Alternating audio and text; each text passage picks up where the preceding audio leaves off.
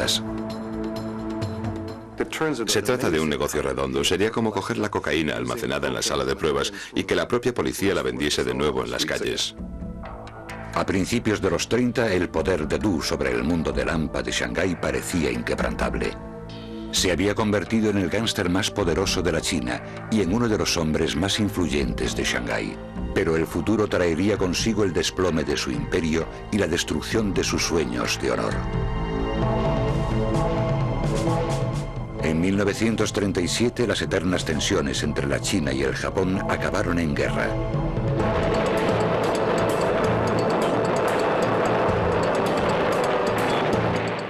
El 14 de agosto, los japoneses atacaron Shanghái. Los refugiados de la sección china de la ciudad huyeron a las zonas internacionales con la esperanza de eludir la amenaza japonesa. Viendo cómo cercaban su ciudad, Du Yuxian movilizó el mundo del AMPA.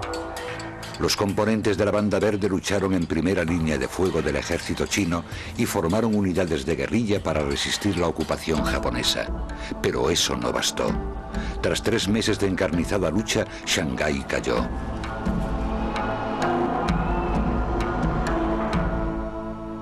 Du Yuxian, junto con otros líderes de la ciudad, subió a bordo de un carguero y huyó a Hong Kong.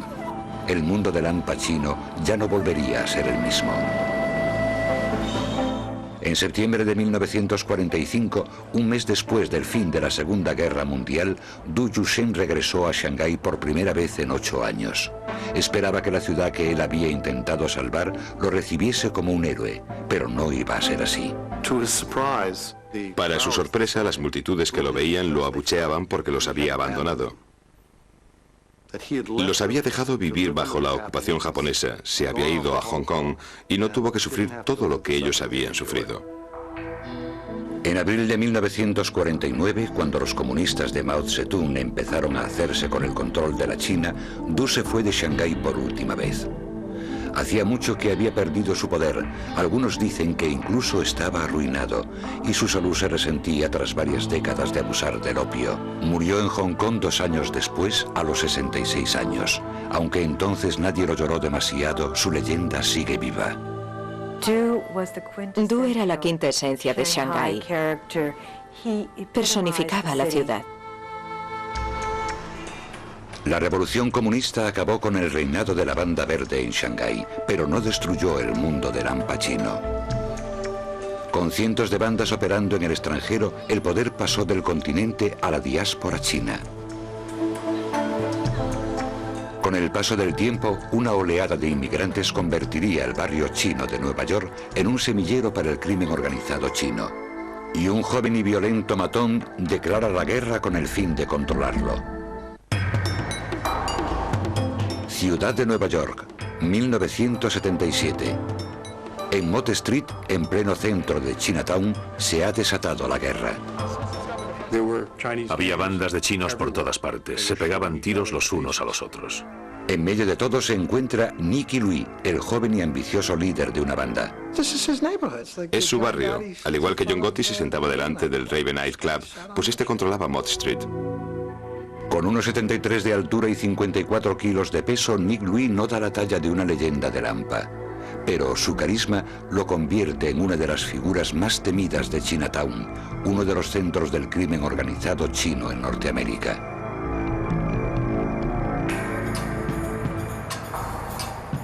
Jin Po Louis llegó a Norteamérica cuando era un muchacho a finales de los 60. El que pronto sería conocido como Nicky formaba parte de una oleada de inmigrantes que empezó a llegar a lo que hasta entonces había sido un barrio tranquilo. Chinatown era una ciudad dentro de la ciudad de Nueva York. Se podía vivir en ella sin tener que hablar inglés y además se podía vivir muy bien.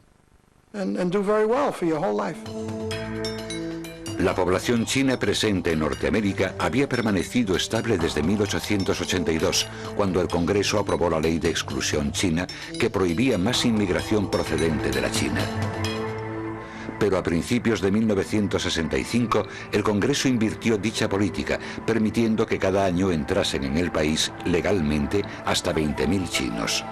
Casi de repente, Chinatown se vio tomada por los recién llegados de Hong Kong, Taiwán y la China continental. Muchos eran jóvenes, a menudo terriblemente pobres e incapaces de hablar inglés. No conseguían empleo, así que tuvieron que salir a la calle y buscarse la vida. Al poco tiempo empezaron a formar bandas callejeras, versiones americanizadas de las hermandades secretas de la China del 18, con nombres que sonaban a antiguo, como los dragones voladores o las águilas blancas. Era una oportunidad para ellos. Y eso creó una especie de vacío de poder. Si estabas dispuesto a hacer cosas como amenazar a la gente con armas, podías ganarte la vida. Y aparece Nicky Louis. Violento y astuto, enseguida se puso al mando de una banda llamada Los Fantasmas. Mirabas a la esquina de una calle y a lo mejor había unos 20 o 25 fantasmas, pero aún sin conocerlo podías decir cuál de ellos era Nicky Louis. Era el líder, acudían a él para todo. Sabían que no podían ser Nicky Louis, pero podían vestir como él, podían caminar como él, podían decir que te jodan como él. Era un compendio de cómo actuar. Bajo el liderazgo de Nick Louis, los fantasmas pasaron de realizar pequeños hurtos al robo a mano armada y la extorsión. Sus blancos solían ser los restaurantes que bordeaban las calles de Chinatown. Se acercaban al dueño de un restaurante y le decían: este joven acaba de llegar de Hong Kong, ¿puedes emplearlo en tu restaurante? Y le daban un empleo de 100 o 150 dólares a la semana. El tipo aparecía una o dos veces y ya no volvía nunca más, pero seguía cobrando. Eso es extorsión. Pero el ambicioso Nicky Louis tenía mejores planes. Quería hacerse con el control de todo Chinatown. Para ello tenía que forjar una alianza con una de las organizaciones que llevaban mucho tiempo dirigiendo los negocios ilegales de Chinatown, los Tongs. Los Tongs fueron los primeros que se establecieron en la década de 1860 como asociaciones benéficas para proteger de la discriminación a los trabajadores inmigrantes chinos. Se convirtieron en el centro de la vida de la comunidad en la mayoría de los barrios chinos, una combinación de banco, club social y ayuntamiento, pero no se limitaron a ser benéficos durante mucho tiempo. Algunos de los Tongs degeneraron en organizaciones criminales que dirigían prostíbulos, casas de juego, fumaderos de opio. En Nueva York, los elementos criminales del Tong On Leong habían controlado los negocios ilegales de Mott Street, la calle principal de Chinatown, desde el cambio de siglo. Pero a principios de los 70, la violencia entre bandas comenzaba a afectar a sus operaciones, sobre todo a sus lucrativas casas de juego. Para ponerle fin a esto, el Tong reclutó a una de las bandas, las Águilas Blancas, para hacerles de matones. Los fantasmas se quedaron fuera, obligados a operar en la periferia del barrio chino, pero eso no detuvo a Nicky Louis. La noche del 3 de marzo de 1973, el grupo de Nicky vio a un miembro de las Águilas Blancas, Arthur Ha, solo, de pie en Mott Street. Clavándole un arma en las costillas, los fantasmas lo metieron en un coche y se lo llevaron a uno de los muelles de East River. Allí lo ataron, lo llevaron hasta el borde del agua y lo arrojaron a las rápidas aguas. Su cadáver se recuperó varias semanas después. El asesinato de Arthur Ha conmocionó el mundo del hampa de Chinatown. Demostraba que los águilas eran vulnerables, en lo que, supuestamente, era su zona geográfica segura. Poco después, el Tong On Leong contrató a los fantasmas como fuerza bruta. El control de Nicky Louis sobre Mott Street ya era completo, pero el éxito lo convirtió en un blanco. Le dispararon tantas veces que se decía que cuando se giraba para esquivar las balas por la noche, se oía el ruido metálico que hacían al chocar. Su habilidad para sobrevivir se convirtió en parte de su misterio y su dureza empezó a formar parte de un mito. Una de esas anécdotas legendarias ocurrió entre Nicky y un policía de Nueva York mientras el gángster yacía en el suelo sangrando tras haber recibido un disparo en el pecho. El detective le preguntó directamente: ¿quién te ha disparado? Y Nicky le dijo: ¿quién eres? Él contestó: soy del departamento de policía de Nueva York. Y Nicky le dice: que te jodan. Era un chico muy duro. Pero Nicky Louis no debía cuidarse solo de las bandas rivales. Después de que los fantasmas se apoderasen de Chinatown, no estaban contentos dentro de su propio grupo, porque algunos ganaban más que otros, así que había problemas dentro del propio grupo.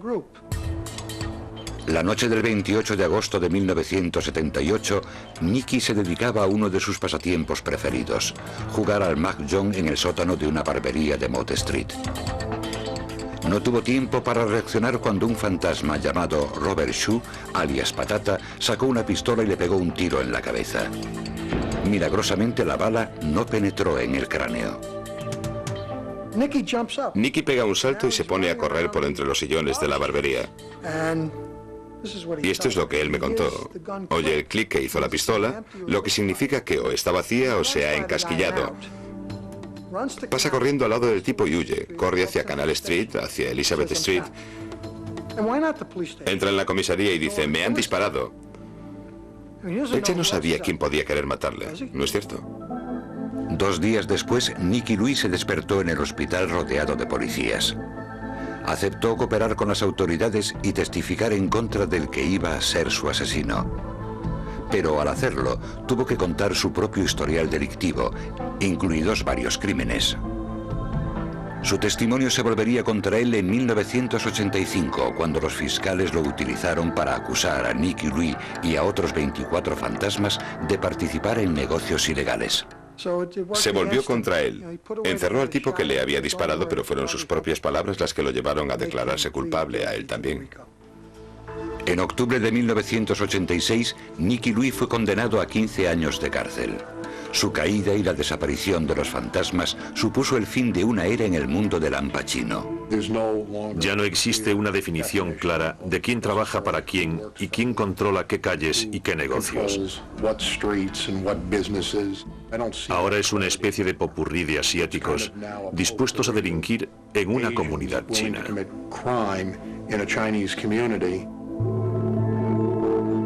Desde que se fundó la Asociación del Cielo y la Tierra hace más de 2 siglos, el mundo del Al Pacino ha sobrevivido y prosperado, pero no ha perdido ni un ápice de su misterio.